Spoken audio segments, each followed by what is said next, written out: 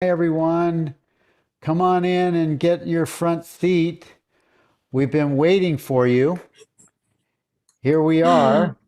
I like that part. Everybody gets their front row seat on this event. Let's see, is it gonna, okay. I don't know why sometimes on YouTube it doesn't self-mute and it seems to give feedback for the beginning, but I must have set a setting so it no longer does that. So here we are. Welcome, everyone. It is great to see you again today. Thank you for being here for chapter 11 for the Perfume of Silence. And thank you, Jenny, for always being here and being such a helpful uh, commentator and resource and really friend to all of us. Thank you for being here. I love being here, Bill. Absolutely marvelous. I love to see everyone too. Yeah, so good. Well, this week is chapter 11. The title is Meditation Never Starts or Stops. And I love the description that he gives to that later on. And then, as Jenny and I were talking a little bit before we push the button to go live, this one of these questioners is a little bit argumentative, right? He has a little pushback going, well, wait a minute, what about this? And he has some really interesting questions. And we're looking on page 159 in the book. I'm not sure in on the I think it's 167 on, no, 141 on Kindle. okay, Yeah, 141 on 141 on Kindle. Kindle. Yeah, that's it. And where would you like to get started on 159? Well, the first few questions are about fear, and so let's start from the first one. Uh, um, he or she says, I know that unless I face fear, I can never be free. However, I cannot face it. The thinking process is an escape from it. I feel trapped. Do I have to face it? And I love Francis's answer because he explains that just asking the question is facing the fear, but inherent in that question and the way it's worded is the fear of facing the fear. And then the questioner goes on, it's one thing to face it and another thing to act on it. Fear stops me from doing many things. I can face it, but cannot take the leap. And I think that's a problem that a lot of people face, that fear stops them doing things. And yeah, that's a shame. And he gives this lovely answer. He says, do you want to be free of fear, or do you want to feel good? In the beginning, it's not going to feel good. We say, I feel bad because. Would it be possible to just feel bad without the because? And it's interesting because we have the idea that somehow it's wrong to feel any kind of negative emotion, whether it's fear or whether it's any other kind, that it's in some way a failure of our spiritual practice or our spiritual search. But that's not the case. All thoughts and feelings come from the universe. They're not something that we as a separate entity are responsible for, because we are not a separate entity. So there's nothing bad or reprehensible about them. We don't need to try and track them down, find out their origin. Francis is just saying, just feel bad. And he says, I think that's on the next page, when fear comes up, it is a feeling in the body. It has a body-like aspect. And he goes on then, contemplate all thoughts and feelings as you would a landscape or a painting. And some paintings are not necessarily pleasant, but you can still contemplate them. And he doesn't give a lot of detail about how you contemplate them, but about a year ago, I asked him to explain a bit more about how one does this. And so this is what he told me. He said, ultimately, we are not trying to get rid of or change bodily sensations or feelings, but we are trying to unmask feelings. When we unmask them, they reveal their true nature, which is bodily sensations. At that moment, our identification with them disappears. And then the sensation remains, at least for a while.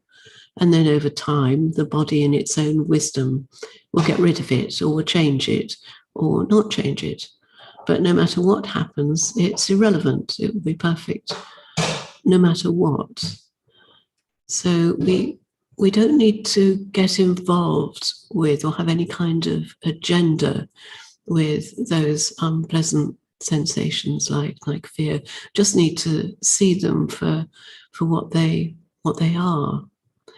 But in particular, if the feeling of fear is associated with a sense of me in the body, then we need to see that we are not that feeling. We are not located in a body. We need to see, and the way we do that is to see for ourselves. I am aware of this feeling in the body, which seems to be a sense of me, a sense of a fearful me. Therefore, I cannot be this sensation. And then it becomes clear that I'm not located in the body. Body's located in me. There is a sensation of fear. That's true. It is there. But what I really am not afraid. Yeah. Yeah, there's so much in what you just said, and there's so much in the what's underneath that that idea of facing the fear. And what you just said is the distinction between facing your fear in the traditional way or idea of it, where you are, you just said where you don't want to track it down and figure it out. You merely face it. You merely face it as exactly as it is, without denying it, and yet without trying to understand what caused it, Yes. or what Yeah. it's all about, because that's what most people, well, did I do this, or what actually was it from this that happened? So then now you've really joined and logged in to the thing that you're not, and you have identified and as the thing that you're trying to analyze and track down. Yes, yes. We just allow it to be there, and we see its real nature, and it's not something we have to judge or to wallow in any kind of way. Someone has asked about the Kindle page, and that was on Kindle page 141. Okay, thank you. Yeah. Yeah, I like you can see how quick Francis is in helping to support the questioner, where he said he used just a short question of inquiry on that question, when he said, the very fact that you speak of it shows that you are aware of it. And then he pointed to, if you had not faced it at all, you wouldn't have come up with this question. However, by saying that you cannot face your fear, you indicate that you are afraid of facing it. And the questioner, this is so interesting. The questioner said yes. And Francis goes, there, right there.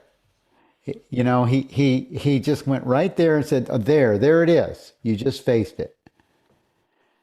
And, Yes, yes. and that is an important, I feel that that's a really important pointing that he just revealed. Yes, it is, because sometimes people feel that they need to sit for a long time facing their fear, making a big thing of it, uh, sitting with it, meditating on it, focusing on it. And no, you just see in 1 second. I think we talked previously about the 3 second meditation, just seeing it for what it is, and so simple, Yeah. so easy. And again, this was in less than 3 seconds. Yeah. Right. Yeah. I just really liked Yes, how quick and easy he revealed the looking, yes, the yes, seer, the witness, as you would say. yes, And yes. there was in the answer to that question, the last question, which was, it is one thing to face it, another thing to act on it. And fear stops me from doing many things. I can face it, but I cannot take the leap. And then when Francis said, we say I feel bad because, would it be possible to just feel bad? And that, and of course, the person said probably. And then Francis said it's important to welcome the totality of the situation, including the feelings in your body, and just live with the fear or anger or whatever it is without escaping from it or finding reasons for it. And that's exactly that, that's the tendency, is to look up what was that woman's name that started Hay House, Louise Hay. Oh yes, that's Yeah, right. Louise Hay. Yes. She go to her book and find out whether it was, was it a body part, and what was that? You're analyzing what this means in the mind, and now you're on this Mm, witch hunt for the cause. Guess who's doing all of that? yes. Yeah, yeah. And going back to that statement that Francis used when he said, there, you just faced it. When Rupert says, what is it that is aware of this experience? It's the same pause. Yes, exactly. Yeah.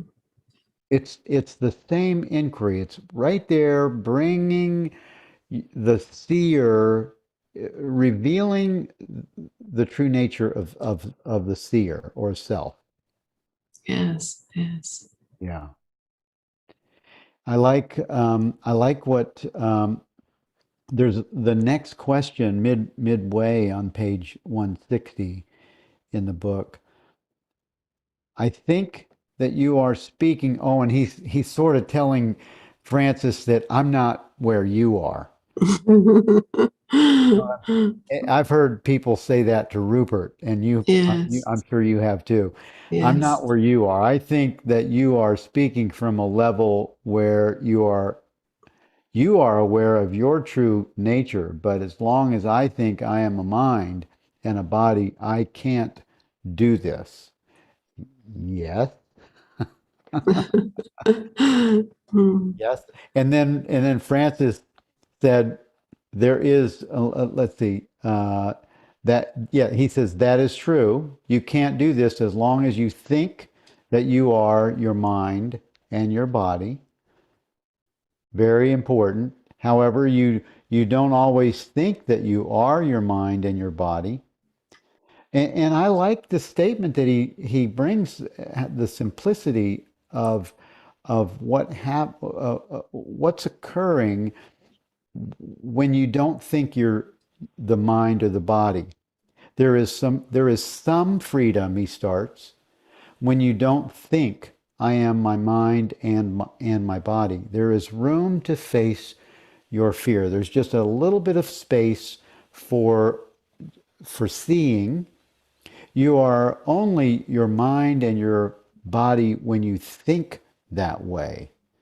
Don't condemn yourself to ignorance by thinking I am always my mind and my body. This thought sometimes occurs. That's fine. So what? However, between such thoughts, you are not your mind and your body. You are whatever you are. I like this next advice.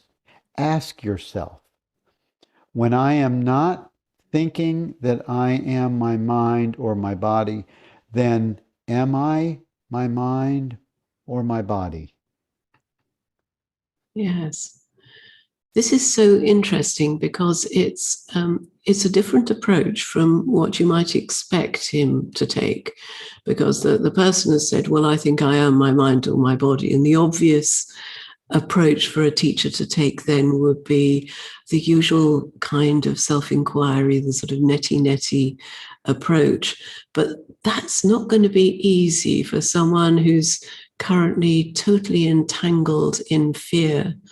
So in this case, he's offering a different approach. And in fact, later in the chapter, he goes back to the more usual kind of self-inquiry. But here he doesn't, because he is taking into account where the questioner is, and that's entangled in fear. And what he's pointing out are these gaps in thoughts and perceptions. And it's in those gaps that it's possible to recognize what you really are. And he's trying to get this questioner to recognize those gaps, recognize the existence of those gaps. Yeah. Yeah. And he's inviting the questioner to find and reveal their own self-discovery and direct experience. Yes, yeah. It's not going to come from Francis's brilliance, and he's inviting them to allow it to reveal itself for themselves. Yes, he says there are many moments when you are open, when you are listening, sensing, or perceiving. And once you've recognized those moments, you won't be thinking of yourself as being continually under the spell of thinking. You'll simply be open. And then he goes on, these moments are free from fear. During such moments, we have to make sure that our openness is complete, that we're not only open intellectually, but at all levels, at the level of sensing, feeling the body and perceiving. And in the beginning, it's frightening because it's like letting go of all kinds of pseudo-securing objects, letting go of of our foundation somehow. It's like being up in the air without the support of objects. And that's beautiful, because we always want to apply a label to ourselves. So initially it's a label such as I'm a man, or I'm a woman, I'm a mother, or I'm a doctor, or I'm fearful, or whatever. And then later it becomes I am a spiritual seeker, or I am consciousness. But all of those labels are just objects, and we're not an object of experience. We really there isn't a label which we can apply to ourselves, which we can correctly apply to ourselves. We really don't know what we are, and it is exactly like losing the ground from under our feet. He says we soon get used to it, and later we discover that it is the free state. And further on, we discover it's a happy state. And at some point, we also discover that it is our natural state. In other words, when we are this openness, we're making no effort. We are just as we are. We are just what we are. And someone in my Facebook group recently quoted this answer to the question, what is enlightenment like? Which I really like and is relevant to this. There is both good and bad news. The bad news is it's like falling from an aeroplane without a parachute. And the good news is there is no ground. Oh, that's a great quote. Whose quote was that? It's been attributed to Chogyam Trungpa, he was a spiritual teacher who was very much into art and different kinds of art, and I actually practiced one of the kinds of art that he was responsible for developing, which was contemplative photography, mixing, which I think I've mentioned before. I want to put that on the wall somewhere. That's a great, it's great lovely, quote. isn't it? You know, that's kind of a, oh, okay, yeah. I love it. The statement that Francis just made in that paragraph is interesting, and it should be welcomed, a welcomed understanding to many, to all of us. When someone of his level, and I don't mean levels, I mean just the understanding and presentation that Francis has, to say that, you know, first he says soon we get used to it, then he says later we discover it, and then he says further on, and then at some point, so he uses this gradual understanding that all of us should be very happy to hear that someone like a master like Francis says, okay, so just carry on, and it's a gradual process, and until it's not. Yes. Yeah. I like seeing that coming from Francis.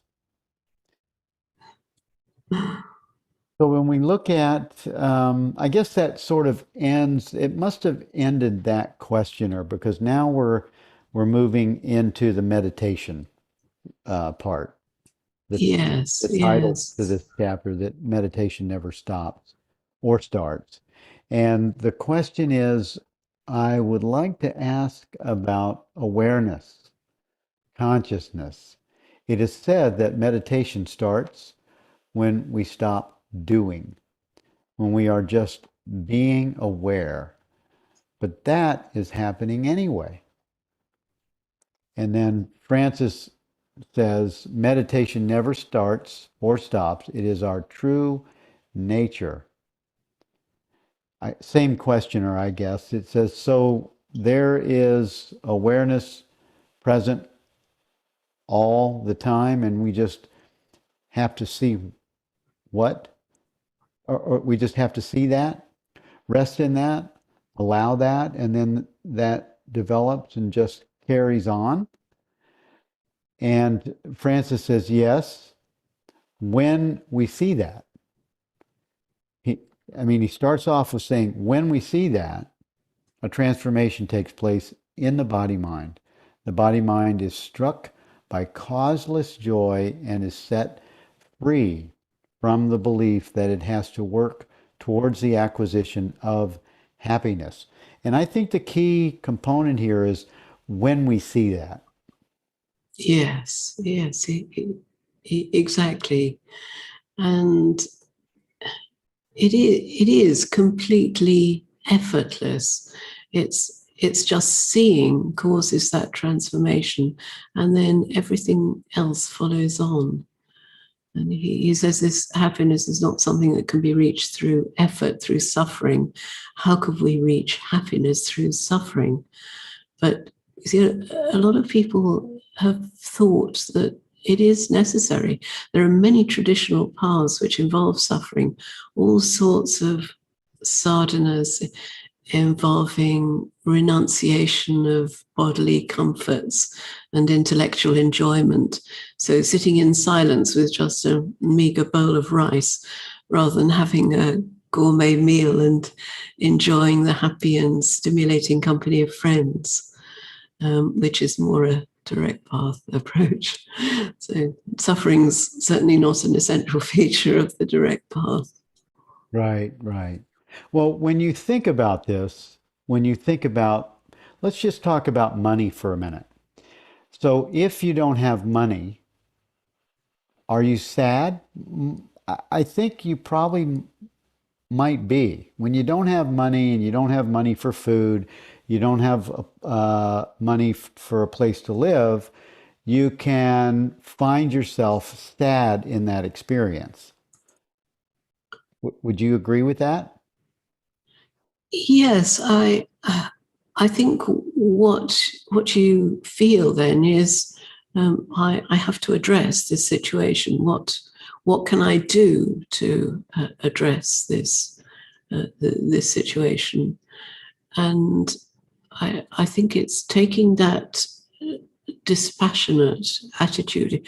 Maybe there's not anything you can do immediately, but there's maybe a small step that you can take which will help later.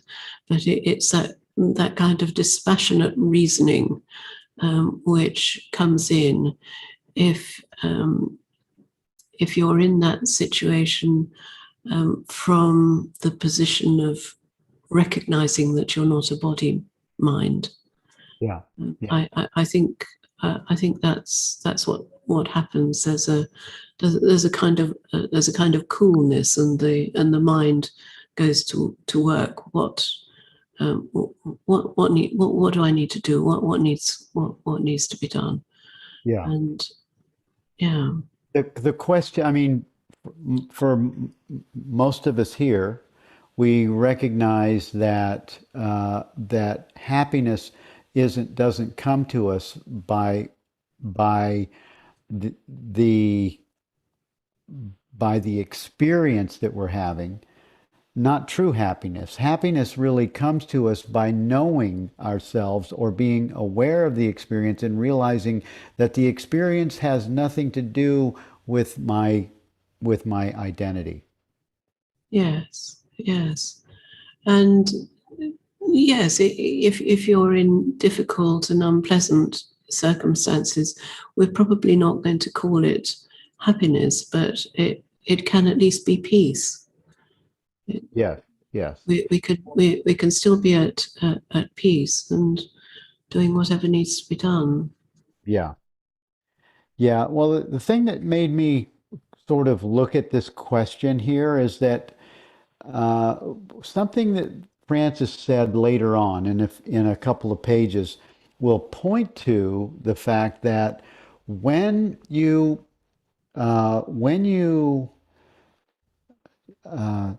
establish yourself as the witness, as the primary awareness that you are,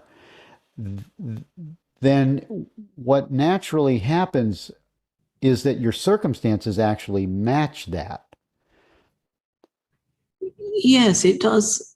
It does seem to work out that way. I think part of it is the sort of openness that comes with that understanding. So if there's that natural openness, then you're more open to all sorts of possibilities, which will improve your circumstances. I think that's part of the way it works, and the other part is that you're not taking things psychologically, and you're just more prepared to take whatever action is needed in a very simple, very clear way, and instead of saying, "Oh, this is awful, I'm feeling so bad. I haven't got money for food. I'm starving, etc." Instead of taking it psychologically, you then go and do something about it. Yeah. Well, what's also interesting about that is the vibration that you transmit sends a vibration out into this cosmos of relative experience, and you actually get the vibration that you're sending out right back like a boomerang. Yes, and I mean, you see, it's traditional in India for people to become sadhus. They go around, they have nothing, they're just a begging bowl. But I think partly the reason people will give them food and money and whatever they need is because of the love that they radiate. And obviously, if you're feeling upset and angry and feeling that life is treating you bad, then you're not going to radiate love in quite that way. Yeah. So I think things change. Thank you for the putting the quote, the origin of the quote, Zachary. I appreciate that. And there's a comment, or was there a question here? I thought I saw a question about the gaps. It's from Rick. We seem to most easily recognize ourself in the gaps when the veil of thoughts, sensations are lifted. This recognition may have an impact on the mind, noticed or not, but it can can it actually be remembered? Can our true nature be remembered by thought or just its byproducts? No, it can't be remembered because it's not objective. Or the only thing the mind can remember is objects, and what we truly are is not an object. And so that's why when we go into deep meditation, into nirvikalpa samadhi, then we don't remember that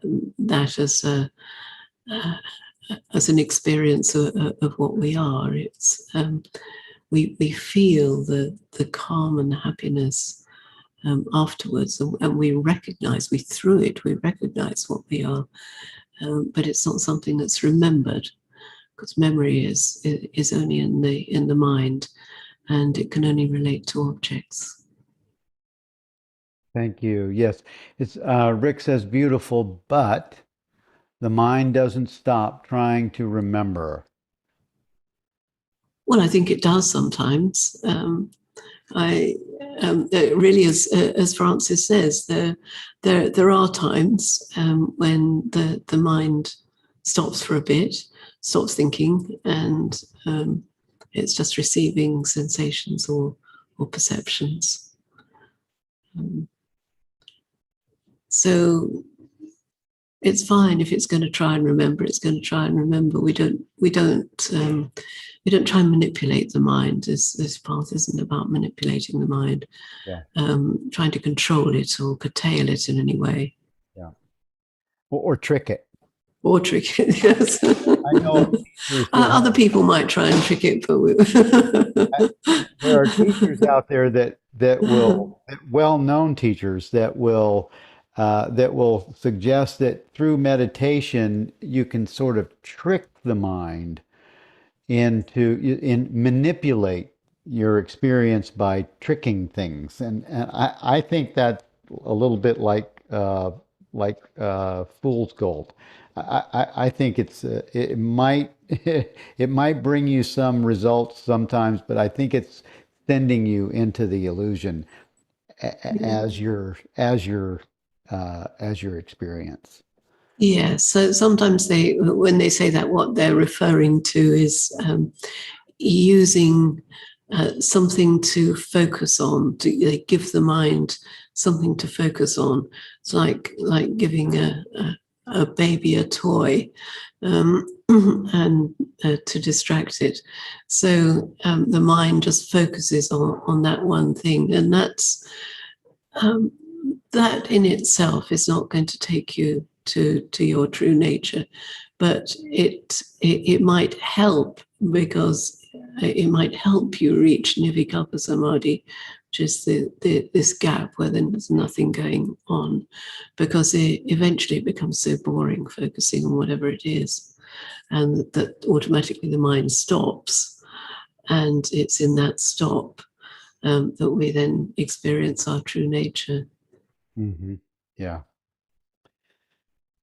There's at the bottom of page 162, it says, the questioner says, there's really no point in trying to understand awareness or consciousness.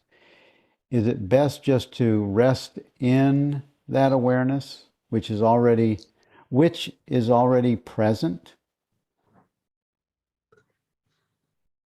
Yes, and he says, well, when the understanding is correct, there's no question of trying to rest in what you already are. And obviously, if it's not correct, then the mind is a useful tool, because it continues to think.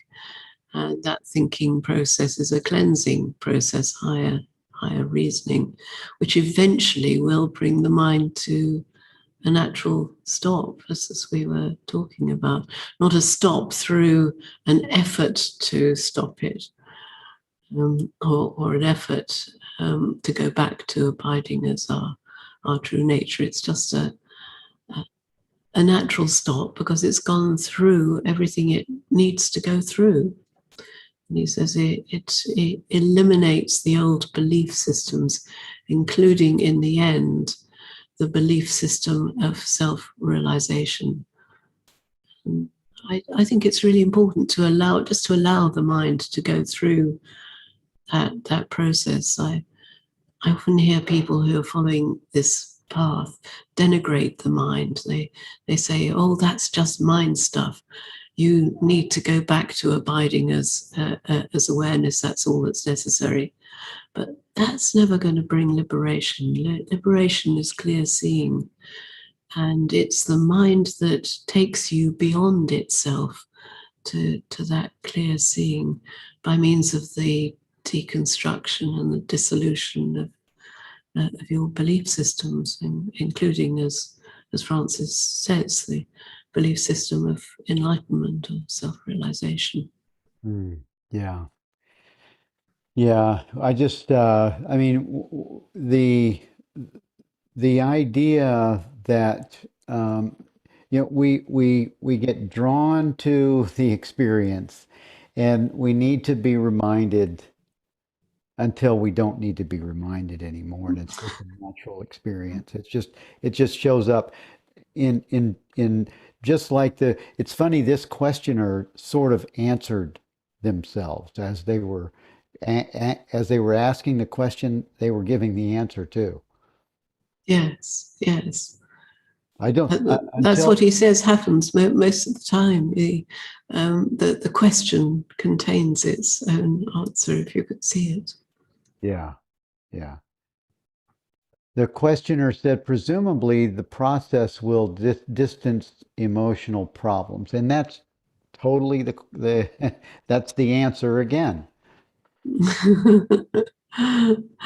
Yes, but he says the process of higher reasoning has got nothing to do with the emotional problems.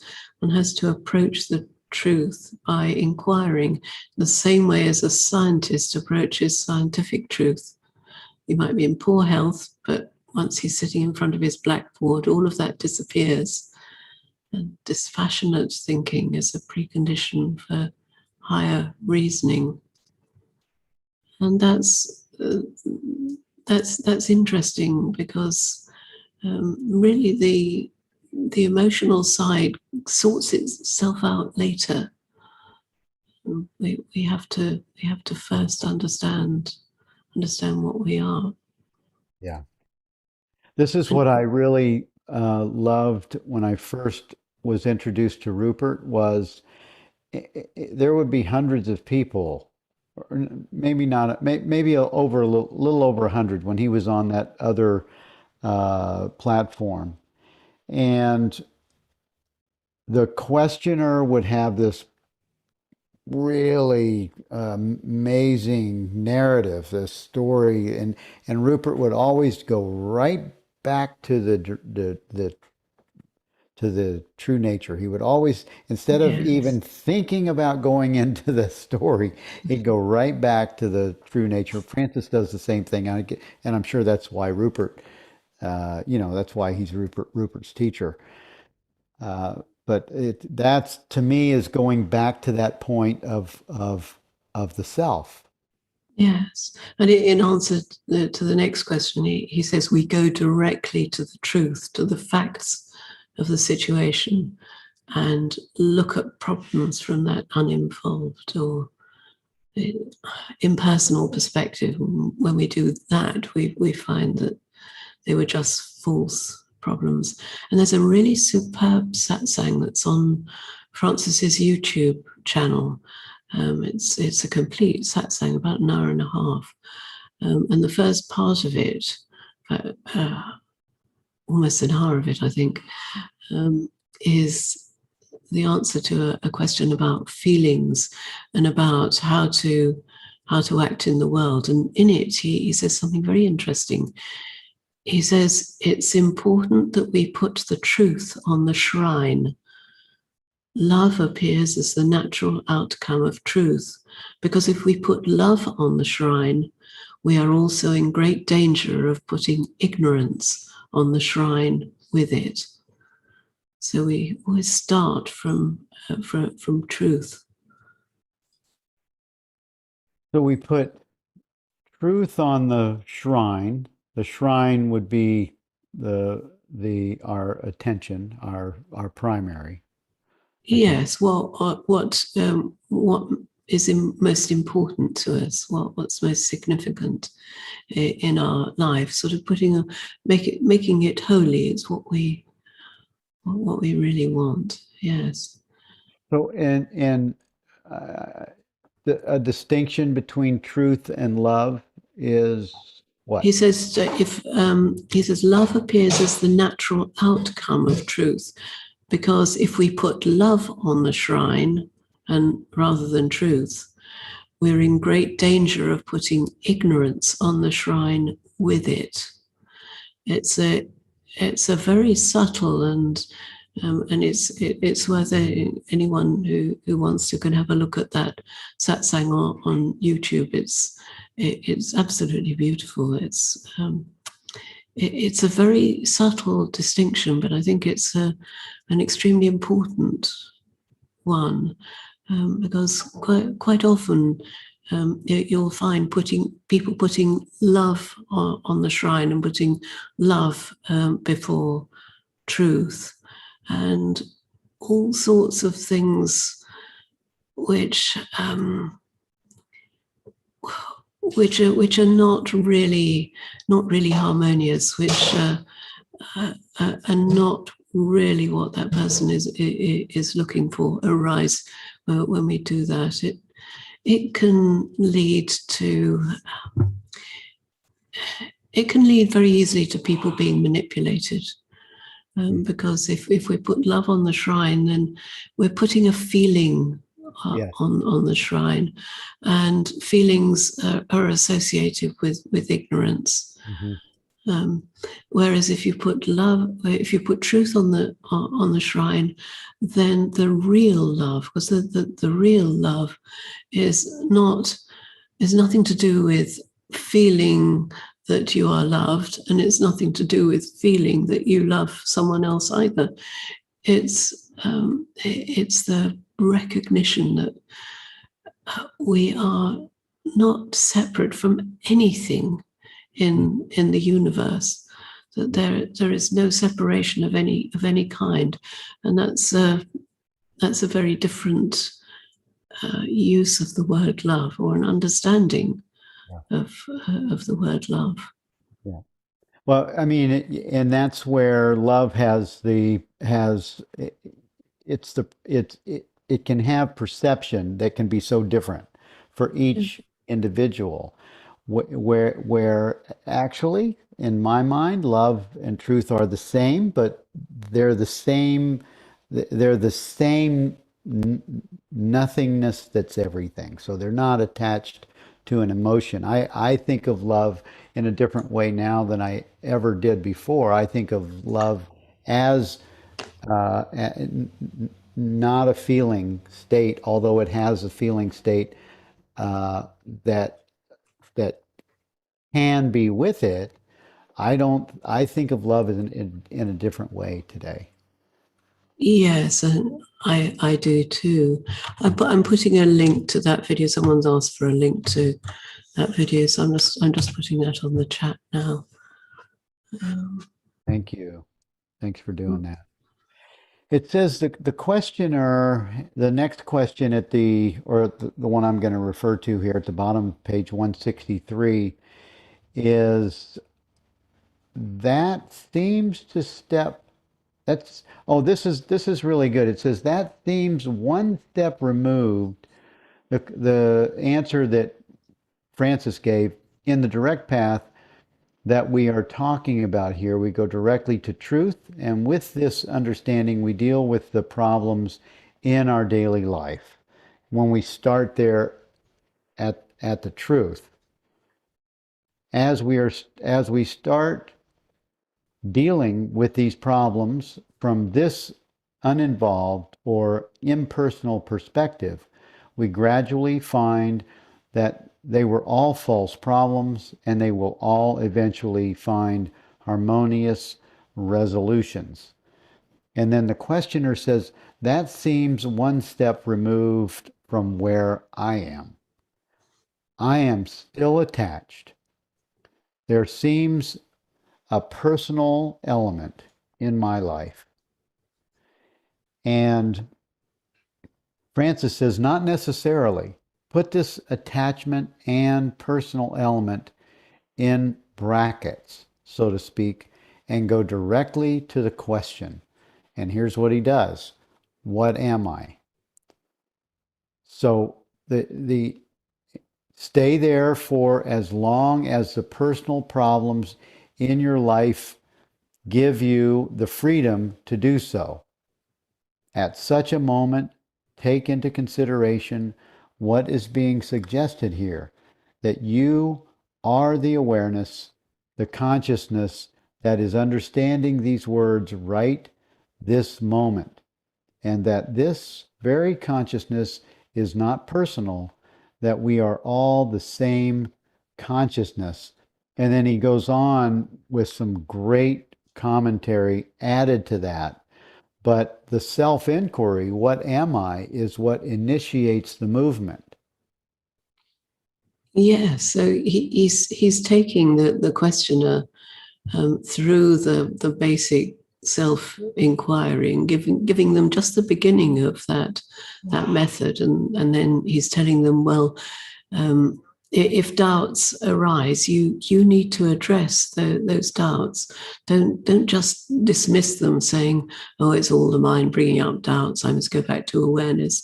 The mind's helping you. It's important to listen to what it is saying and honor it. So investigate the doubts in the light of what is being said, what's being said in previous chapters. In our case.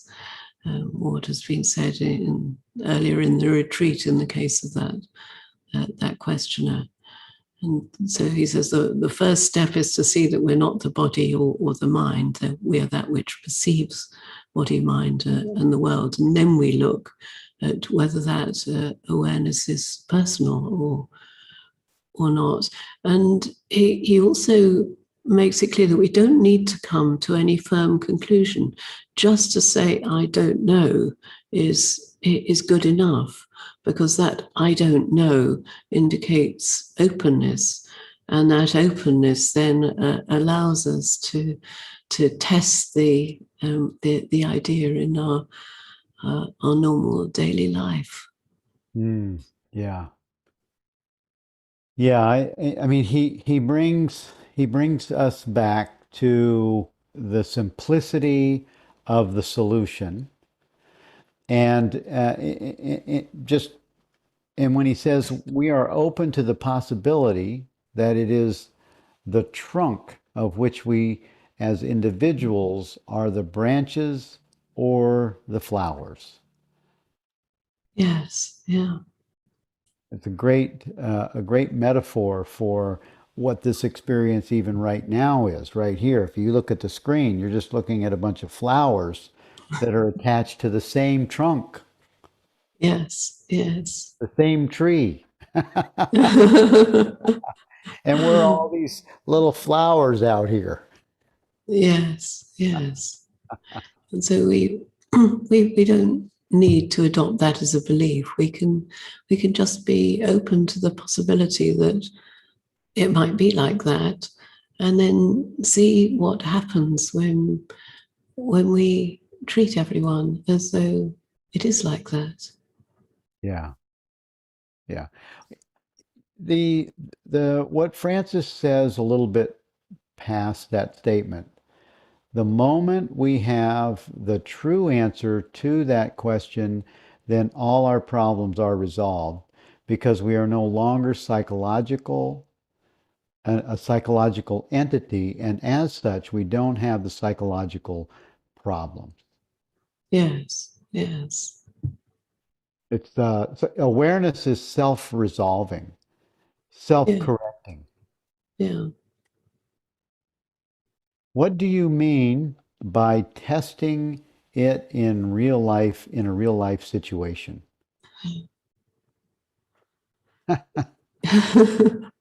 And yes, and he talks about it experimenting with the idea in our relationships. And he said it means being constantly open to the possibility that we're like two flowers looking at each other from two different branches of the same tree. So that if we were to go deep inside the trunk, we'd realize that we are one. And that's so that's just an experiment that we can do. You see, if we say that we don't know, then we're free to adopt any model. And if we really don't know, we have to live life according to some model or another. And if we try this one, the fact that we're all flowers on the same tree, and that seems to produce just a natural harmony and enjoyment of life, then we might as well continue behaving as though that's the case. And whether we can actually prove that's the case or not doesn't really matter. Yeah, it's uh, proving that it's the case is where we get into trouble, trying to prove that we're right. And instead of just allowing the experience to unfold and staying present and aware of the experience without attachment. Yes, yes. There's the question here. I like the answer. The very last sentence on the second paragraph on page 165. The question says, "It seems a lot easier when there is no relationship." His answer is so funny, isn't it? We can go to the Himalayas and live in a cave, and after 30 years there, we can share our consciousness with the snakes. However, it's easier to share it with our neighbor or with a stranger. I think that's fairly obvious, really. Yeah. I don't think I find it very easy to share any deep spiritual ideas with a snake. A dog or a cat would be a little bit easier, but certainly neighbors are very much easier. And also when we don't include relationships, we actually miss looking at our own projections Yes, yes. that are hidden beliefs that we give identity to somebody else being guilty for them. Yeah, yes. I do like what he said at the end, and I feel that, that's part of this satsang kind of experience is that he said not only will they help us to discover, this is relationships, to discover that consciousness is universal and impersonal, but they are also perfectly designed to share and celebrate this understanding. Yes, yes, And that's kind of what we are doing here. We're sharing and celebrating the understanding that comes through uh, Francis, Rupert, John Klein, each other, comments that are on the board, experiences. We're sharing and celebrating the understanding of truth. yes, yes. Let's see, Rick, I'm going to mute you. There you go. And let's see, turning the page to 166, there was a comment. Francis said the changes, let's see, 160, bottom of 165, he says the changes in an object point towards the presence of a changeless witness. I love this thought. It changes that when duration is purified from concepts. Oh, wait a minute. I don't think I gave the question, did I? I am trying to understand timelessness, eternal presence. And Francis said, when duration is purified from concepts, it becomes what it has always been, timeless awareness, timeless presence. From the vantage point of this timeless presence, objects flow through it, creating the appearance of time. The changes in an object point towards the presence of a changeless witness, for you cannot notice changes without a reference that is changeless. Yes, it's beautiful, isn't it? And it refers back to our conversation last time about time and about whether time exists or not. And even from a scientific point of view, it's not a primary attribute of the universe, and it's not a primary attribute of consciousness. He sometimes says it's important not to project onto consciousness a mind-like quality. And one of the reasons it's important is because mind automatically works or in a backdrop of time. Mind requires time. It creates time in order to place phenomena within it, either the distance in time between events, or else ordering the sequence of things in time. So that's how mind works. So if we imagine, if we confuse mind and consciousness, then what we're doing is we're also projecting onto consciousness time, but consciousness is timeless. And that's really what he's saying there, that you can only notice those changes, the phenomena, from a position of eternity, of the changeless. Yeah. And it does establish a constancy. It establishes our experience as a changeless presence. Yes, yes. And right there, that understanding brings peace. Yes, because we see that our nature is peace. Automatically, it is peace because it isn't changing. Yeah. He says on this in the second paragraph on page 166, This timelessness is not something unknown to us.